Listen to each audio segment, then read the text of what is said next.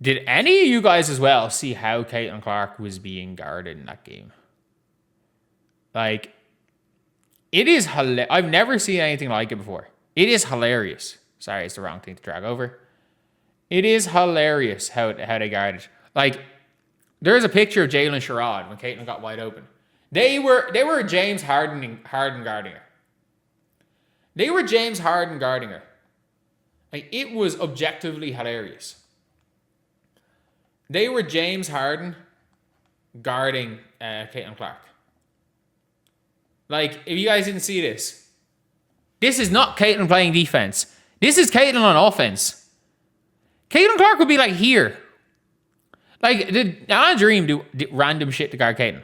But like, Caitlin Clark would be here.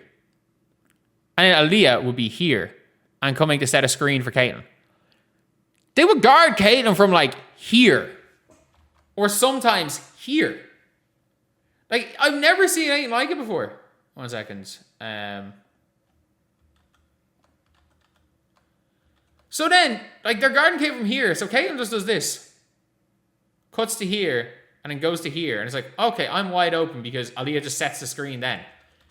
But like, if you saw how Alicia Gray was guarding Caitlin Clark. Even Alicia. They were guarding Caitlin from like this position here. In these scenarios. And I'm like, you are actually guarding Caitlin from behind. You are guarding Caitlin from behind. We are at the stage where you're guarding Caitlin from behind. And yes, Caitlin in this game was a bit of a struggle. And down the stretch. But that was just because of her. She was wide open. Like, Caitlin was missing shots from like here. She was missing shots from here. And you're just like, oh God, okay. It is what it is. At one stage, Caitlin just did this to Angel Reese. She did the Erica Wheeler. She dribbled into Angel Reese. Angel stopped her here. And she dribbled back out. Angel stopped her here. And then Angel kind of switched off and went back to here. And then Caitlin just went, oh, I'm turning the corner and going to the basket.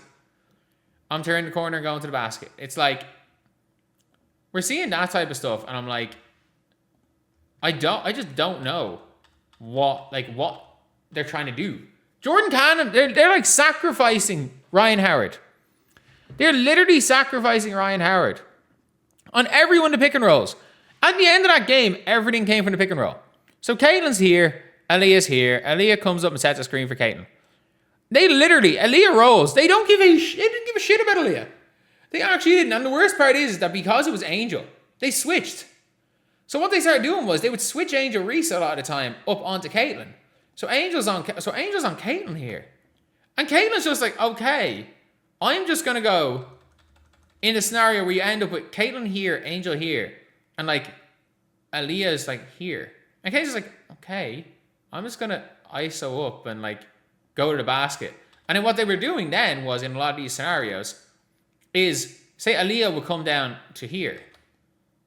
And they would kind of, because it's a smaller person on Aaliyah, they would pinch in here on Aaliyah to not let Caitlin throw that pass to Aaliyah. So then you just have KK coming through. Caitlin finding KK in like this position here. As she's come from out here to here, Caitlin goes and finds her to pass here, and she's just there for a layup. I'm like, what exactly were the Dream trying to do in that game? And like, I get what they were trying to do on Kelsey Mitchell. Kelsey Mitchell was just running in circles. She was just running in circles. Kelsey really struggled. Kelsey was literally just running in circles.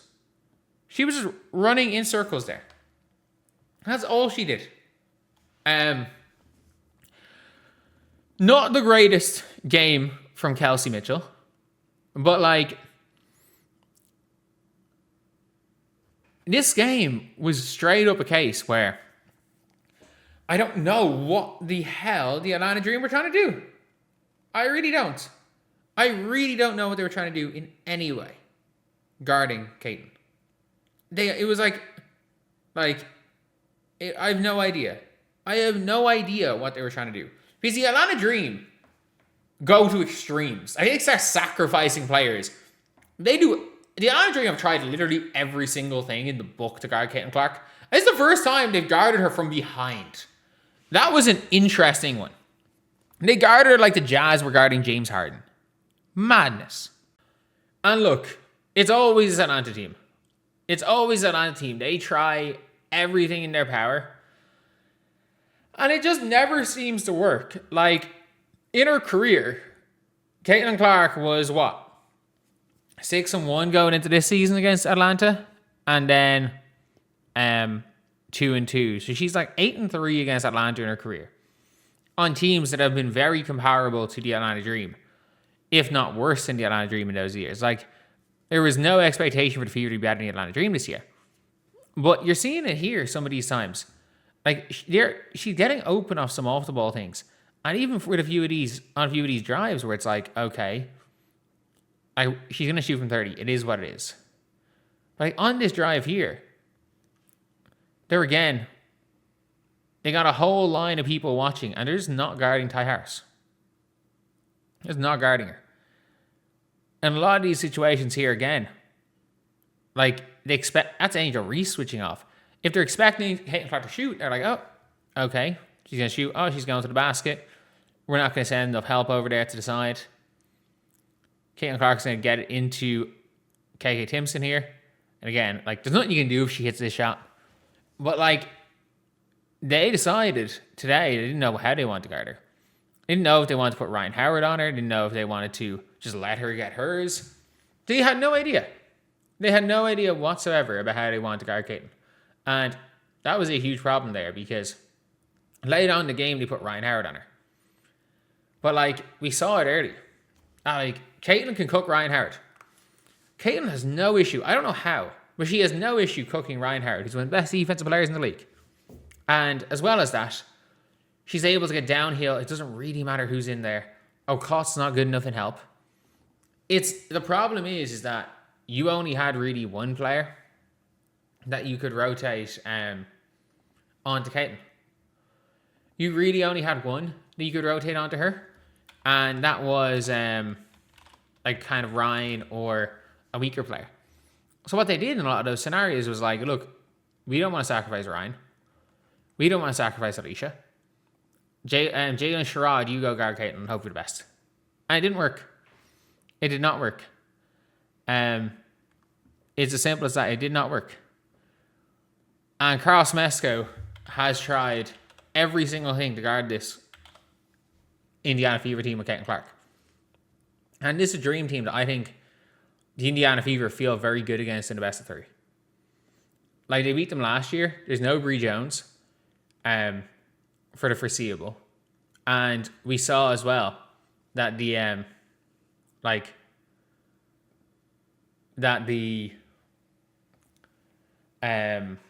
zone kind of was something that they can run. The zone was something they can run. So, look, it's well and truly a situation now with the Dream that Carl Smesco has no idea how to stop Caitlin Clark. None whatsoever. He's tried. He's tried a lot of things. He has got no idea of how to stop her. None at all.